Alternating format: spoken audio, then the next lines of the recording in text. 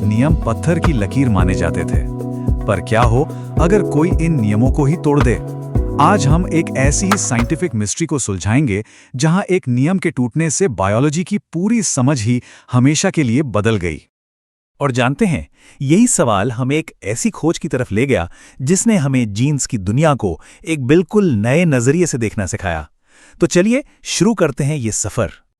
तो कहानी शुरू होती है father of genetics Gregor Mendel से। उनका एक बहुत मशहूर नियम था, स्वतंत्र अपव्यूहन का नियम या लॉ ऑफ इंडिपेंडेंट असॉर्टमेंट। आसान भाषा में कहें तो इसके हिसाब से अलग अलग गुण, जैसे कि मटर के पौधे की लंबाई और उसके फूल का रंग, एक दूसरे से बिल्कुल आजाद होकर अगली पीढ़ी में जाते हैं। सब कुछ एकदम सीधा साधा और प्रेडिक्टेबल था। लेकिन यही कहानी में आता है एक जबरदस्त ट्विस्ट। एक तरफ थे मेंडल के मटर जो हर नियम का पालन कर रहे थे, और दूसरी तरफ थी थॉमस हंट मॉर्गन की फल मक्खियां, जो कह सकते हैं पूरी तरह से बागी थी। वो मेंडल के बनाए किसी भी नियम को मानने को तैयार नहीं थी। और इस कहानी के हीरो हैं थॉमस हंट मॉर्गन। 20वीं सदी की शुरुआत में वो ड्रोसोफिला यानी फल मक्खियों पर ढेरों एक्सपेरिमेंट कर रहे थे, और वहीं उन्हें कुछ ऐसा दिखा जिसकी किसी ने उम्मीद तक नहीं की थी। मॉर्गन ने ठीक मेंडल की तरह ही एक डाई हाइब्रिड क्रॉस किया। उन्होंने पीले शरीर और सफेद आंखों वाली एक फीमेल मक्खी का क्रॉस भूरे शरीर और लाल आंखों वाले मेल से कराया। उनका मकसद ये देखना था कि ये दोनों गुण अगली पीढ़ी में कैसे जाते हैं। अब देखिए, मेंडल की किताब के हिसाब से मॉर्गन को दूसरी पीढ़ी में यानी F2 जनरेशन में एक फिक्स्ड रेशो मिलना चाहिए था, 9:3:3:1। ये जेनेटिक्स का सेट फॉर्मूला था, सब कुछ आसान होना चाहिए था, है ना? लेकिन ऐसा कुछ भी नहीं हुआ। नतीजे तो हैरान कर देने वाले थे। वो रेशियो कहीं आसपास भी नहीं था। ऐसा लग रहा था मानो इन मक्खियों ने जेनेटिक्स के सबसे बेसिक नियम को मानने से साफ इनकार कर दिया हो। सबसे बड़ा सवाल यही था, आखिर ऐसा हो क्यों रहा था? तो इस पहेली को सुलझाने के लिए मॉर्गन और उनकी टीम ने और भी गहराई से जांच शुरू की, और उन्हें धीरे धीरे एहसास हुआ कि जवाब खुद जीन्स में नहीं बल्कि उनके पते में, उनके एड्रेस में छिपा था। मतलब वो क्रोमोसोम पर मौजूद कहाँ थे। और तब जाकर असली वजह सामने आई। उन्होंने पाया कि शरीर के रंग और आंखों के रंग वाले ये दोनों जीन्स अलग अलग क्रोमोसोम पर थे ही नहीं। असल में वो दोनों एक ही एक्स क्रोमोसोम पर एक दूसरे के बहुत पास पास बैठे थे। जब उन्होंने नतीजों को और ध्यान से देखा तो एक पैटर्न दिखा। ज्यादातर बच्चों में माता पिता वाले गुण ही एक साथ दिख रहे थे, जिन्हें हम पेरेंटल कॉम्बिनेशन कहते हैं। नए कॉम्बिनेशंस यानी नॉन पेरेंटल बहुत ही कम थे। ऐसा लग रहा था मानो ये दोनों जीन्स एक दूसरे से चिपके हुए हैं और अलग होना ही नहीं चाहते। और इसी ऑब्जर्वेशन को समझाने के लिए मॉर्गन ने एक नया कॉन्सेप्ट दिया, लिंकेज, या हिंदी में कहें तो सहलग्नता। मतलब सीधा सा है, जब जीन्स एक ही क्रोमोसोम पर पड़ोसी होते हैं तो वो अक्सर एक साथ ही अगली पीढ़ी में जाते हैं। ये मेंडल के स्वतंत्र वर्गीकरण वाले नियम का सीधा सीधा उल्लंघन था। पर कहानी में एक और ट्विस्ट था। कुछ नए कॉम्बिनेशंस तो बन रहे थे, भले ही उनकी संख्या कम थी। मॉर्गन ने इसे रिकॉम्बिनेशन या पुनर्योजन का नाम दिया। मतलब भले ही जीन्स एक साथ रहना पसंद करते थे, पर कभी-कभी क्रॉसिंग ओवर नाम के एक प्रोसेस के दौरान वो अलग होकर नए कॉम्बिनेशन बना लेते थे। लेकिन मॉर्गन की छानबीन यहीं खत्म नहीं हुई। उन्होंने जल्द ही एक और दिलचस्प चीज देखी। हर लिंकेज एक जैसा नहीं था। कुछ जीन्स के बीच का रिश्ता दूसरों के मुकाबले कहीं ज्यादा मजबूत था। उन्होंने पाया कि कुछ जीन के जोड़े तो जैसे पक्के दोस्त थे, टाइटली लिंक्ड, और बहुत कम ही अलग होते थे, जबकि दूसरे जोड़े लूजली लिंक्ड थे और उनके अलग होने के चांसेस काफी ज्यादा थे। चलिए डेटा देखते हैं। पीले शरीर और सफेद आंख वाले जीन्स सिर्फ 1.3% मामलों में ही अलग हुए। इसका मतलब ये क्रोमोसोम पर बिल्कुल अगल बगल बैठे थे। वहीं दूसरी तरफ सफेद आंख और छोटे पंख वाले जीन्स ये 37.2% बार अलग हो गए। मतलब ये कि वो थे तो एक ही क्रोमोसोम पर उनके बीच अच्छी खासी दूरी थी। तो ये जो खोज हुई ना, ये सिर्फ मेंडल के नियम का एक एक्सेप्शन नहीं था। ये जेनेटिक्स की दुनिया में एक पूरी क्रांति थी। इसने जेनेटिक्स साइंस में संभावनाओं के नए दरवाजे खोल दिए।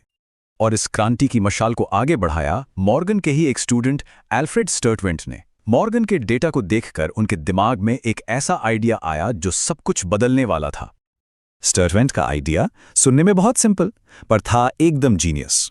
उन्होंने सोचा, अच्छा, अगर जीन्स के अलग होने का चांस यानी रिकॉम्बिनेशन फ्रीक्वेंसी उनके बीच की दूरी को बताता है, तो क्यों ना हम इसी फ्रीक्वेंसी को एक पैमाने की तरह इस्तेमाल करें और क्रोमोसोम पर जीन्स का एक नक्शा ही बना डालें। जितनी ज्यादा फ्रीक्वेंसी उतनी ज्यादा दूरी।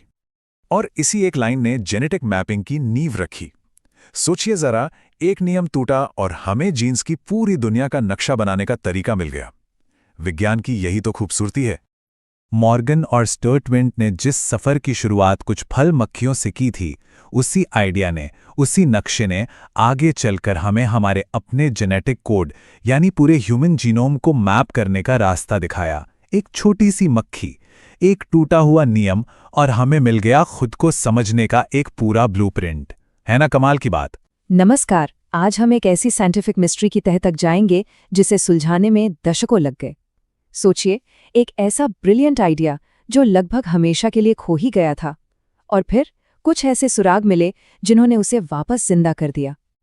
तो क्या हो अगर कोई ब्रिलियंट आइडिया, कोई जबरदस्त खोज 35 साल तक गुमनाम रहे? सोचकर ही अजीब लगता है ना? किसी ने दुनिया बदलने वाली खोज की और किसी ने पलटकर देखा तक नहीं। बिल्कुल यही हुआ था ग्रेगर मेंडल के काम के साथ, और यही है हमारी आज की गुत्थी। 35 साल, ये कोई छोटा मोटा वक्त नहीं है। 1865 में मेंडल ने अपना ग्राउंड ब्रेकिंग काम पब्लिश किया, लेकिन साइंस की दुनिया ने उसे पूरी तरह से अनदेखा कर दिया और उनका काम बस धूल फांकता रहा साल 1900 तक। जरा सोचिए कितना कुछ बदल सकता था इन 35 सालों में।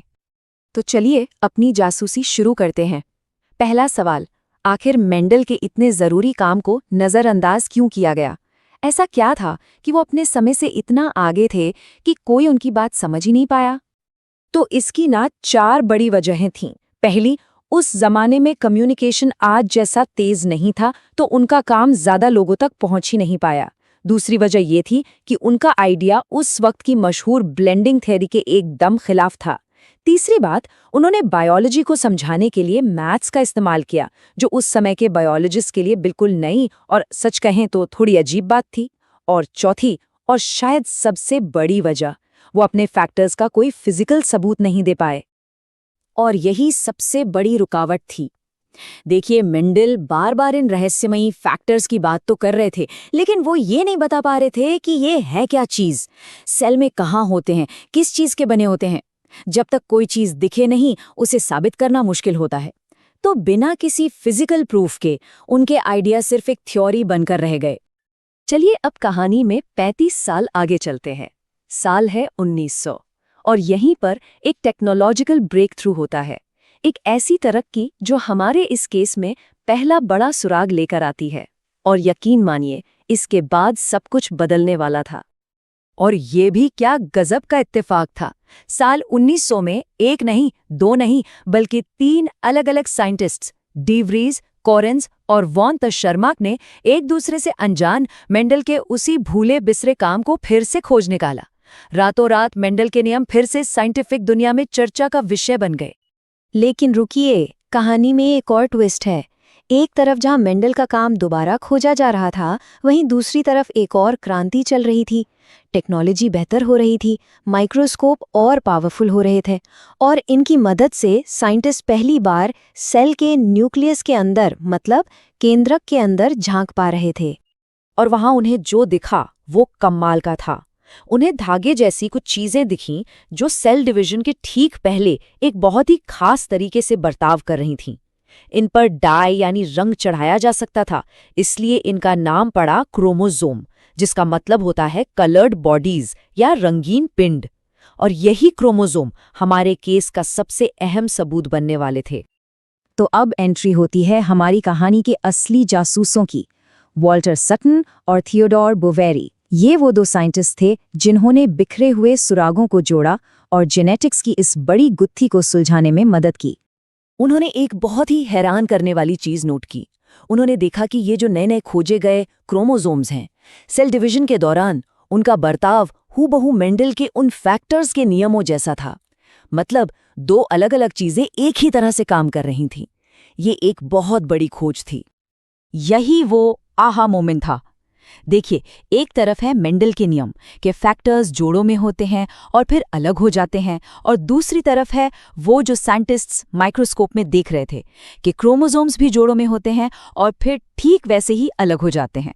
दोनों के नियम एकदम एक जैसे, परफेक्ट मैच। ये टेबल इस तुलना को और भी साफ कर देती है। आप देखिए, चाहे मेंडल के जीन हो या माइक्रोस्कोप में दिखने वाले क्रोमोसोम, दोनों जोड़ों में होते हैं। दोनों गैमीट बनते समय अलग होते हैं और दोनों के जोड़े एक दूसरे से आज़ाद होकर अलग होते हैं। ये इतनी सटीक बराबरी थी कि ये सिर्फ एक इत्तेफाक तो बिल्कुल नहीं हो सकता था। तो नतीजा क्या निकला? नतीजा ये था कि मेंडल के वो रहस्यमयी फैक्टर्स और कुछ नहीं बल्कि यही क्रोमोसोम्स पर मौजूद थे। मेंडल की थ्योरी को, उनके फैक्टर्स को आखिरकार एक फिजिकल ठिकाना मिल गया था।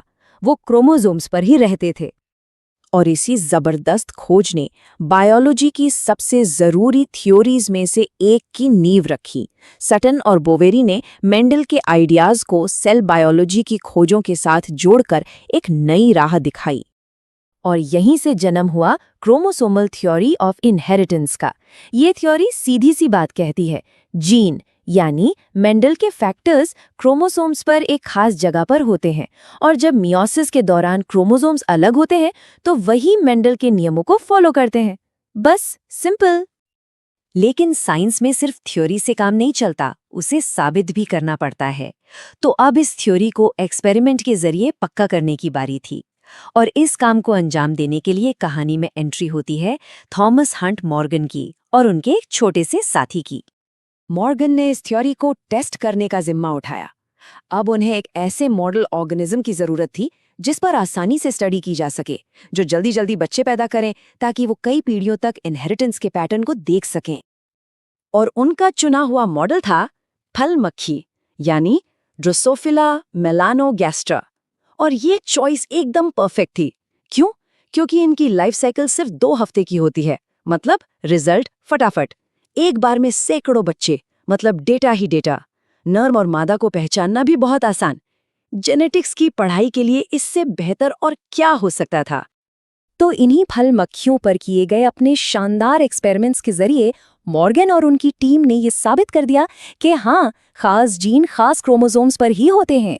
उन्होंने वो पक्का सबूत दिया जिसकी इस थ्योरी को सख्त जरूरत थी। और इसी के साथ जेनेटिक्स का वो 35 साल पुराना खंडा पड़ा केस आखिरकार बंद हो गया और मॉडर्न जेनेटिक्स के लिए एक नया दरवाजा खुल गया।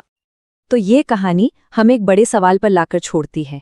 मेंडल का काम दशकों तक इसलिए अटका रहा क्योंकि उस वक्त वो टेक्नोलॉजी ही नहीं थी जो उनके आइडियाज़ को सच साबित कर सकें।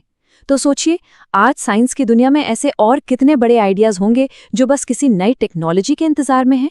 एक दिलचस्प सवाल है ना? इस चर्चा में शामिल होने के लिए शुक्रिया।